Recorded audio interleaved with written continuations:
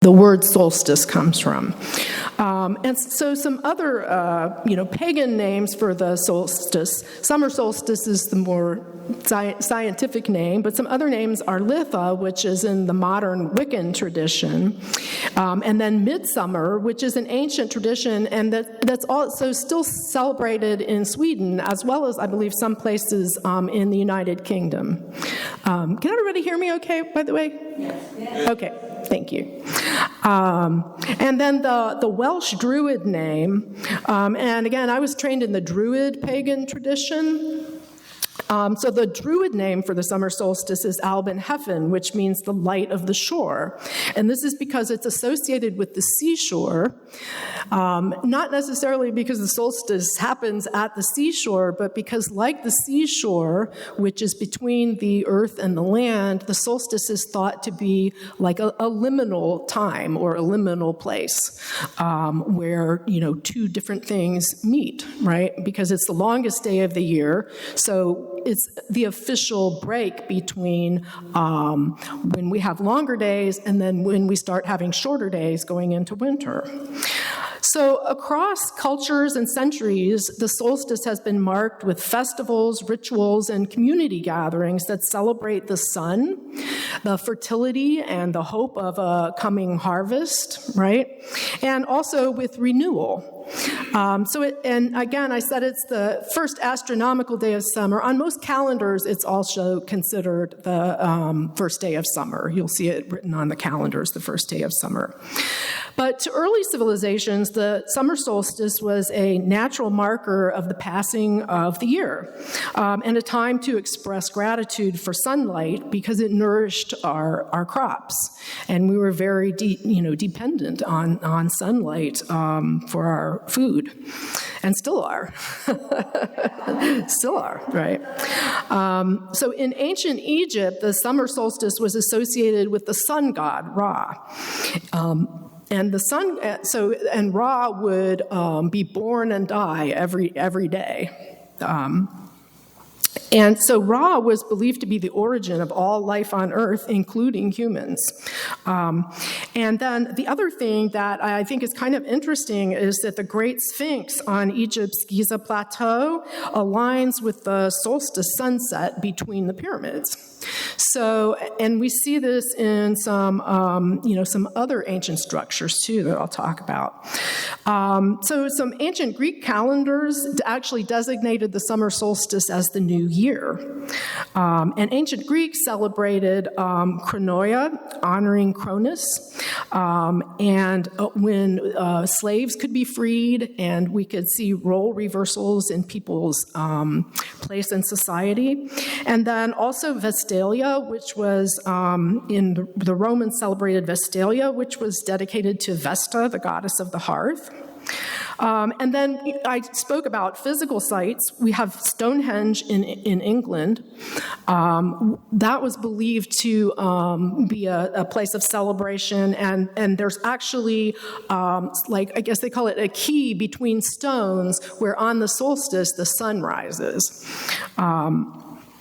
So it was believed that maybe the summer solstice was celebrated at Stonehenge in ancient times, and also, in the Americas, has anybody heard of the Bighorn Medicine Wheel in Wyoming? Yeah, has anybody visited it? I would love to go see it sometime. No, so this was a pre-Columbian medicine wheel that's also aligned with solstices, sunrise, and sunsets, and was probably used for seasonal rituals. And it's very interesting because no living Native American tribe claims to have built it. So it was probably built before the time of Columbus, right? So in Celtic, Viking, and other European traditions, the solstice was marked by bonfires. And I think that's probably what people maybe associate with the solstice today, is bonfires. And they were believed to boost the sunlight, to purify the people and the land, to ward off evil, and to ensure the coming harvest. And now in Viking communities, remember they were in Northern Europe, and the daylight was extended ended in the summer. So this was a time when they would resolve legal disputes and do things to strengthen their community bonds. In Eastern Europe, places like Belarus, Ukraine, Poland, Russia, and others celebrate Ivan Kupala Day, which is rooted in ancient Slavic pagan fertility rites. And so some of the customs there would include flower wreaths, herb gathering, river bathing, and then one I thought was interesting was fire jumping, where couples would leap over the fire to predict whether their relationship would be successful.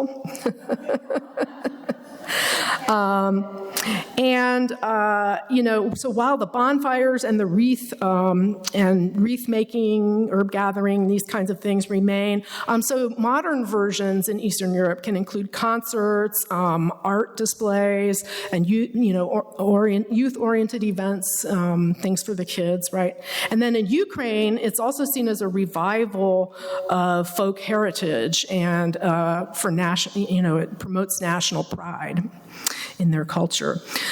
So as Christian influence grew in Europe, it became common for pagan rituals to be incorporated into Christian celebrations.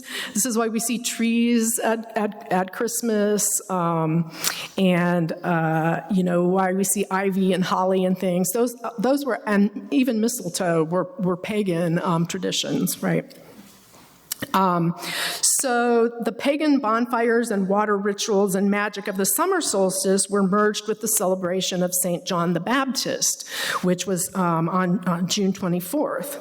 And they still celebrate in Spain Noche de San Juan. They have fireworks. Fireworks are something we are familiar with in the summer, right? Beach bonfires, midnight swims, fire jumping rituals, and it symbolizes purification and good luck. And so what's interesting is I had forgotten this morning I was going to bring some different herbs, because herb gathering was something that I mentioned that people do, and we still have a number of herbs that are associated with the summer solstice, and one of them is St. John's wort. Because St. John's wort blooms in the summer. So St. John's wort is one. Yarrow is another one that's associated with the solstice. Rosemary, lavender. Mint is associated with the solstice. Bee balm. So these are lots of herbs that people have associated historically with the summer solstice. And again, many of them, actually my St. John's wort, which I have some, has not bloomed yet. So I was hoping I could show you the little yellow flowers because they're really lovely. So in Sweden, has anybody seen the movie Midsummer? It's kind of it's a little creepy, right? But that's the midsummer itself, that's true. And that's very popular in Sweden, and it's celebrated with pole dances, maypole, like maypoles, I guess. The spring comes a little later in Sweden. Flower garlands and songs that have been passed down through the generations. And some of the meals include pickled herring and new potatoes and strawberries with cream. And in recent times, again, midsummer in Sweden has become associated with national identity. They're very proud of their midsummer celebrations, but also with eco-friendly practices like locally sourced foods and environmentally conscious natural decorations. So the Native Americans in the Americas, right? There are also traditions, I should say, in the Southern Hemisphere, but I haven't talked as much about them because their seasons are reversed, right?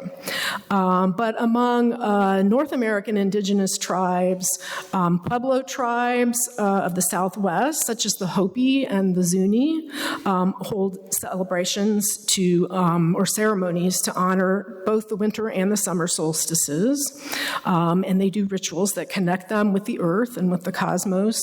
The Lakota celebrate the summer solstice with a celebration called Wiyukta, And this is a ceremony that includes prayers and offerings to the sun and to the life that it brings. And the Sioux sun dance involved fasting, dancing, ritual piercings, and part of the dancing was like an act of endurance to show that you were willing to, sacrifice your body and your energy for the community and for the spiritual welfare of your community. And again, so this would happen at sacred timelines like the summer solstice. The Navajo Nation observes the solstice, and they emphasize harmony with nature and with the cycles of life. The Iroquois Confederacy also celebrates the summer solstice, and they have dancing and feasting and rituals. And also the Cherokee recognize the solstices in their seasonal celebrations. And again, all of these celebrations would emphasize connection with the land and with nature. And so another thing that was interesting is in recent years, Native Americans, in addition to having their own specific tribal traditions, they've called for June 21 to be, which is the solstice, to be World Peace and Prayer Day. And this day is set aside to, quote, and I'm quoting this, call on people of all faiths and nations to unite in prayer for the earth. It is a time to reflect on our relationship with the planet, deepen our understanding of nature, and inspire the next generation to protect the environment. And in modern times also, in Alaska and parts of northern Canada, solstice festivals have included drumming circles, feasts, and then expressions of indigenous resilience. And I should say there have been aspects also of indigenous resistance. At one point, the sun dances were actually illegal for them to observe. So it was a form of resistance against colonization and a way of asserting their own cultural identity. So some other modern celebrations. I mentioned Stonehenge being an ancient celebration site, but to this day, thousands of people convene for sunrise at Stonehenge, including Druids and other pagans, and it's actually live streamed by English Heritage, which maintains some of the historic sites in England. In California, in Santa Barbara, and in Fremont, there's community parades, and these trace back to the 1970s sort of counterculture movement. In Alaska, they have the Midnight Sun game, which is a baseball game that's played completely in daylight because it's just daylight the whole time, but it starts at 10 p.m., and they have no artificial lights for it. Yeah.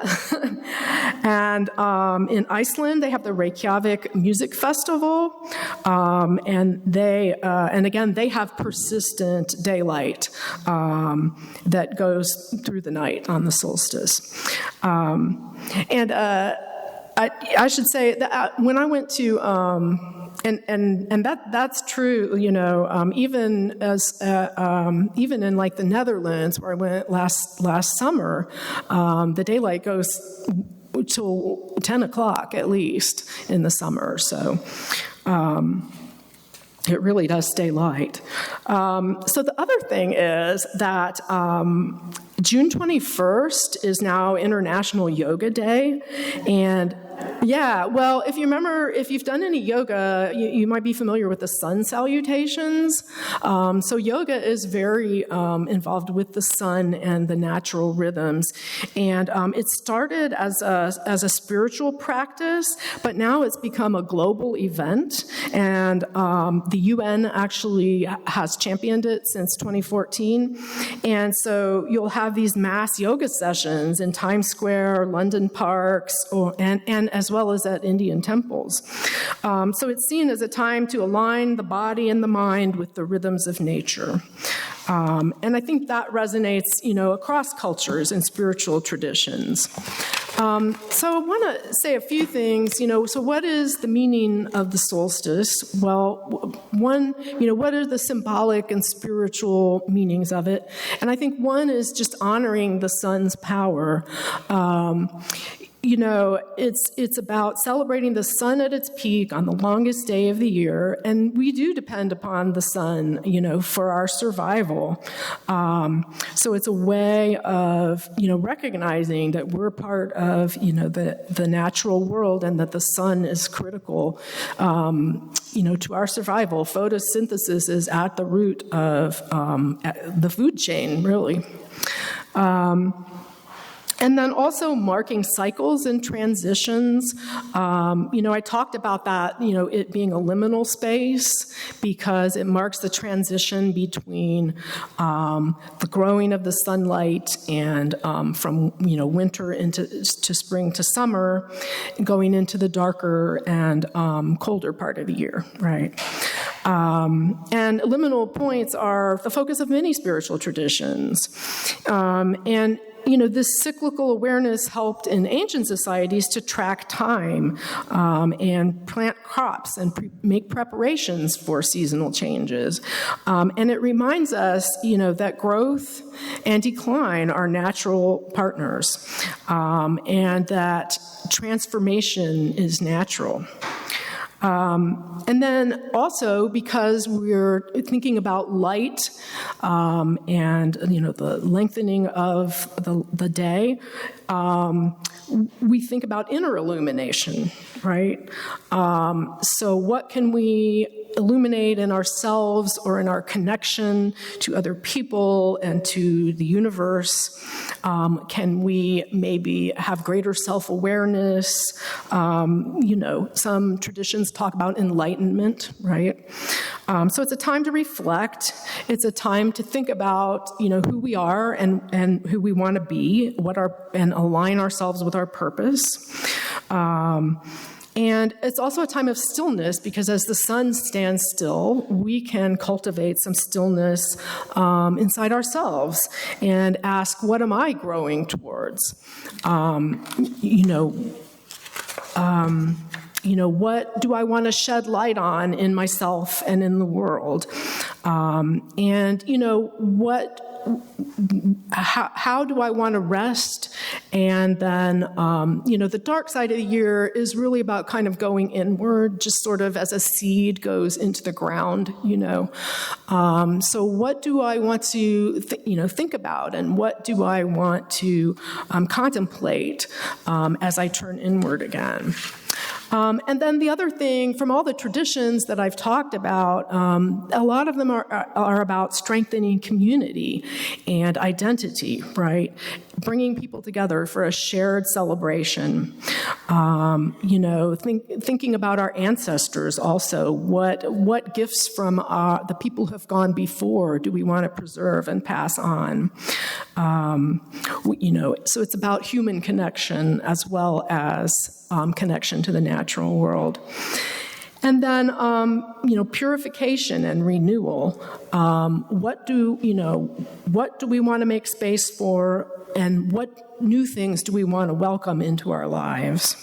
And of course, as I mentioned, reconnecting with nature. It's very easy in our modern lives. I spend a lot of time at a computer, and it's hard to, be thinking about the cycles of nature there. I don't think that's the most, it's almost like you're in a little world outside of nature sometimes when you're at the computer for hours. And so this is a way of being in the moment.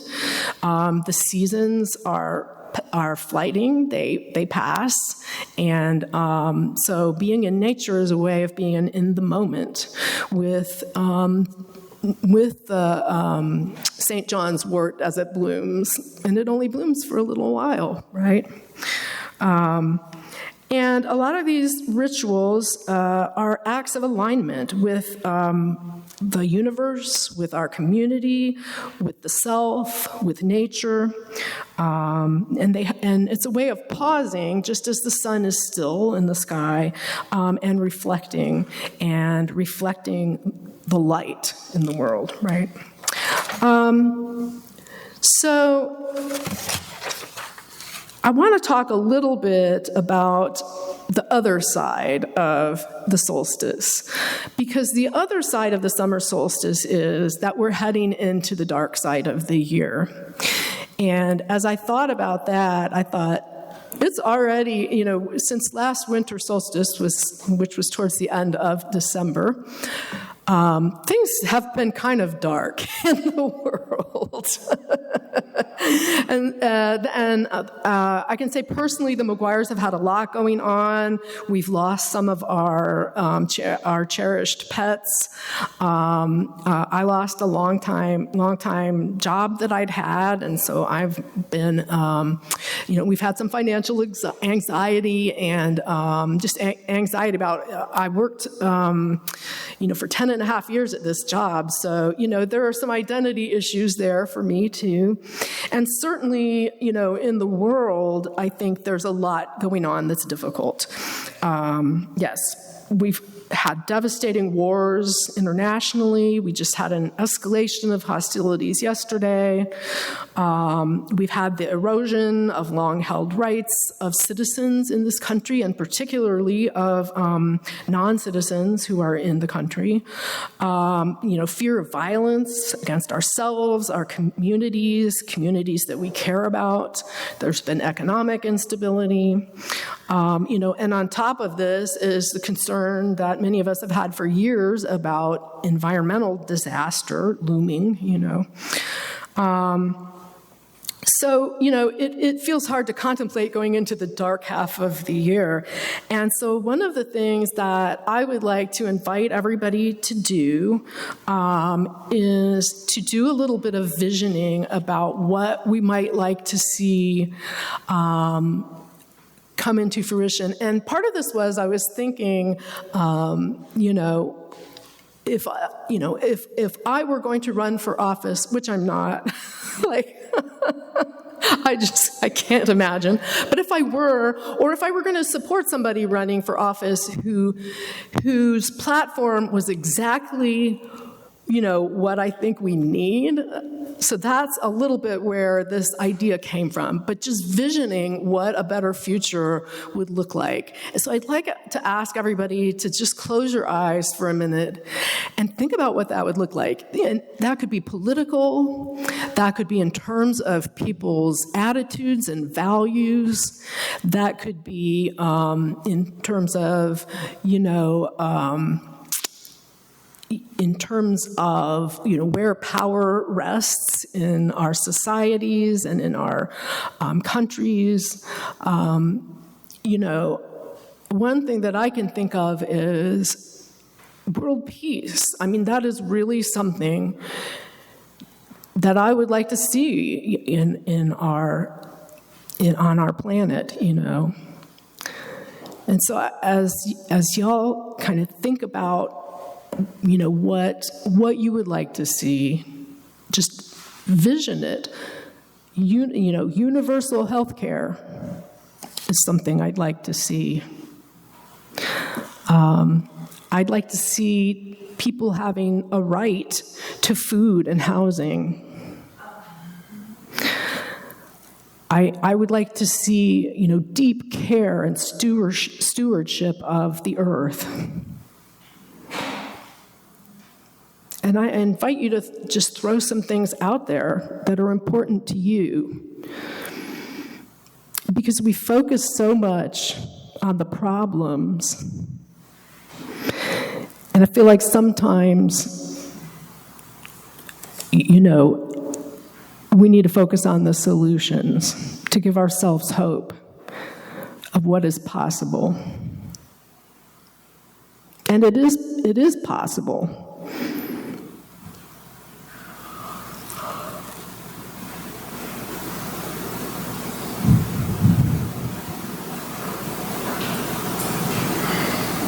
Any thoughts? Restoring the oceans. Yes. Leadership. Say that again. Compassion. Compassion in leadership. Yeah. Healthcare for all. Yes. Loving trans children. Yes. Everyone has a home. Yes. Nobody's not great. Yes. Trump is in jail. You know what I was thinking about? Or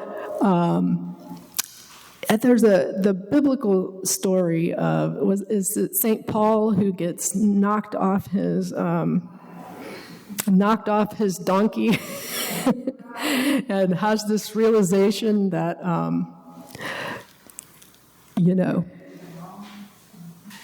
yeah. I would love for all of the people who have put profit and power ahead of people to have a sudden I've got my eyes closed, I can't quite see where the microphone is, but to have a sudden awakening.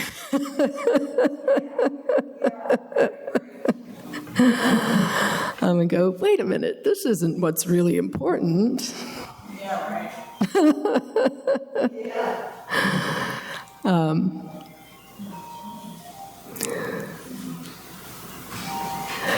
So with that vision, let the light shine on that vision.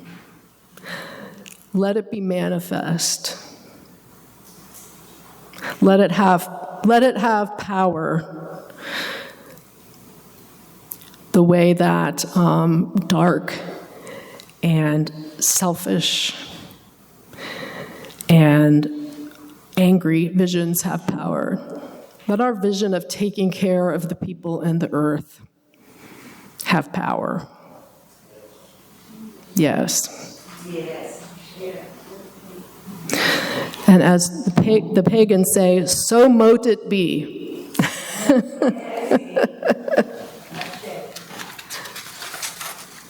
All right.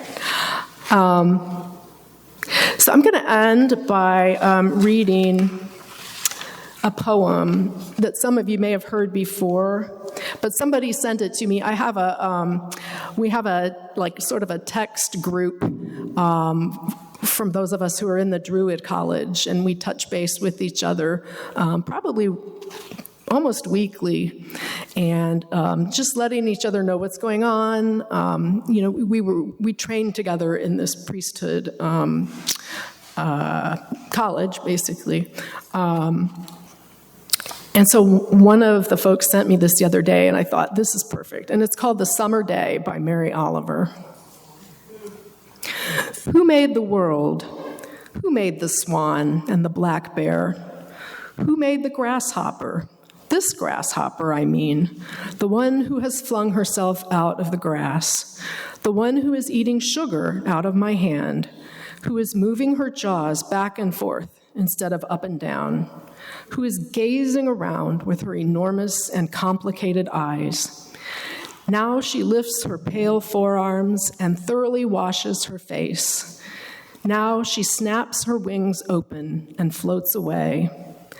I don't know exactly what a prayer is. I do know how to pay attention, how to fall down into the grass, how to kneel in the grass, how to be idle and blessed, how to stroll through the fields, which is what I have been doing all day. Tell me, what else should I have done? Doesn't everything die at last and too soon? Tell me, what is it you plan to do with your one wild and precious life? Oh. Wow. Yeah. Thank you.